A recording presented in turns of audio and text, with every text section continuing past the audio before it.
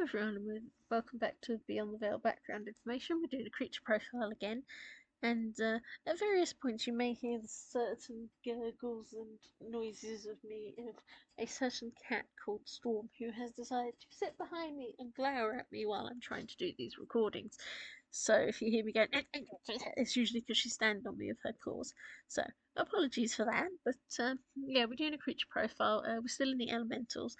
So this time we're going to talk about the Sylph, who for years my brain is insisting was more related to forest than it was air, but there you go.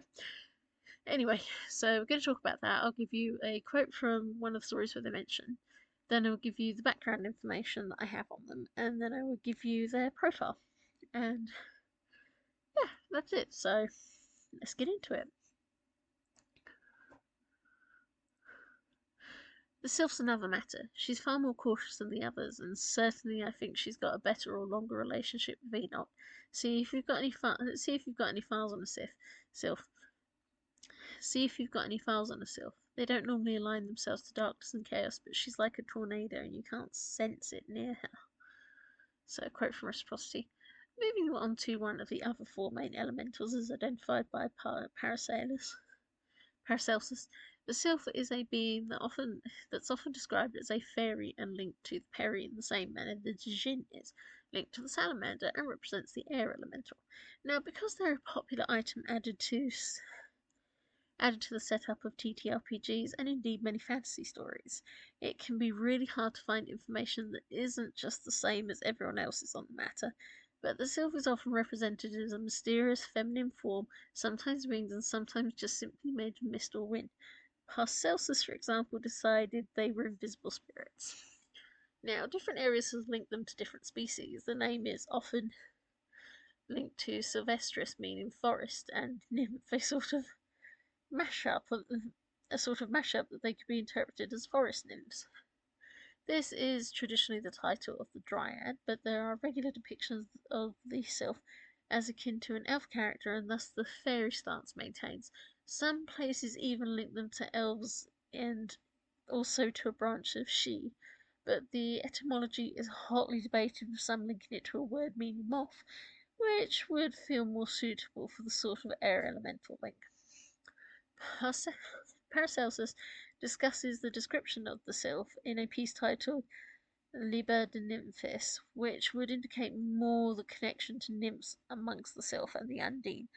He refers to them as rougher, coarser, taller, and stronger than humans, which is an unusual sort of description. He says they are able to move through their own elements as easily as humans walk through air, and because the Sylph are closest to humans, because of this walking through air, like, they will drown in water, burn in fire, and get stuck.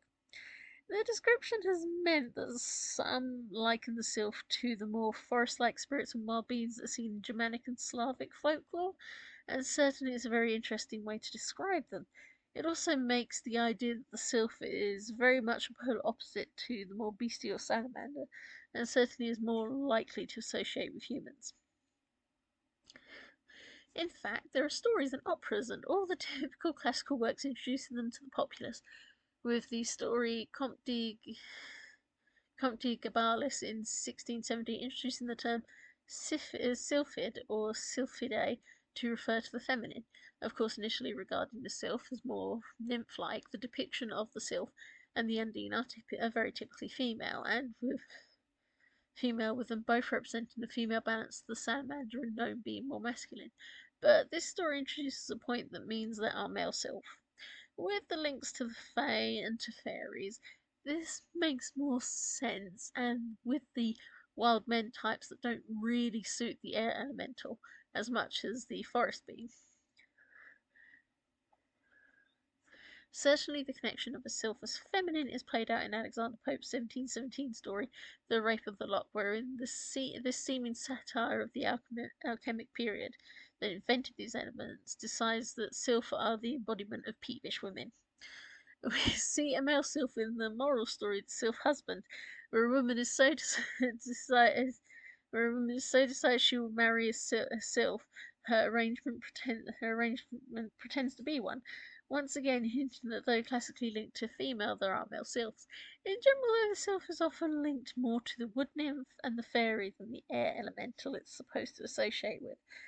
Many, like orphan books, have included a sylph turned into a tree, and though I would not say any of this is wrong, I was far more intrigued by the sylph-like air elemental alien in the film Chronicles of Riddick, which was a very curious look at some elemental-style alien species when you think back on it, and it's still a very strange thing anyway. But yeah, certainly there are other depictions in media and story, but unlike the salamander and the gnome, in many cases the undine and the sylph are so attached to nymph heritage that they have often been associated with women of the wild and the mystery of women that don't follow conservative ways.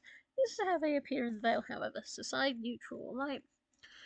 Created by Demon Mixing, created for no particular reason, created when before the Veil, physical description, very human-like in looks, although sometimes a lot hairier and with a rougher or sharper look. The men in particular have beards, and they often appear wrapped in wind or with their hair floating about them, or even turning into seeming falling leaves spiraling in the air. They can also sometimes be heard as whispers on the wind. Abilities can turn into the wind and manipulate the air to work with them, as well as to hide or be invisible, not to mention being able to slip into the tiniest cracks and change shape and size with more ease than the others. Most known for being made or linked to the wind. Weaknesses can be burnt by fire, can be drowned in water, and smothered or stuck in the earth, and are much more mortal than the other elementals. They wouldn't let you know. Number, not very many. There are at least not very many. They are the least of the elementals, and this means there's under 100,000, if not under 1,000. So, well-known beings, unclear. Characters, whisper, and reciprocity. Final comments. Sylphs are odd. I do tend to make them more air elementals in the idea of a whispering wind rather than a fairy or a wood nymph or elf, but generally you do see them more as akin to wood nymphs, so there's still this nymphy air around them. But anyway, thank you to my Patreon supporters, Lucia, Casey, Badgers, John and Badgers. And yeah, if you want to get the script and the audio track a month earlier, subscribe to my Patreon. You only need $1 to do $1 a month to get most of the benefits on there. There's a lot of there, including story catalogues and stuff like that. Things I haven't quite sorted out because the folder system was new and I've been begging for it for years. But yeah, anyway, so yeah, I'm trying to, as you can hear, I'm trying to plug the advertisements more. Oh, also, you can, if you are interested or if there's anything you might want me to write or anything, I've got commissions going on Ko-fi as well. I'll try and link it in the description, but I'm never very good with linking my descriptions and stuff these days. But anyway, thank you very much for listening, and next time we'll talk about the Undine.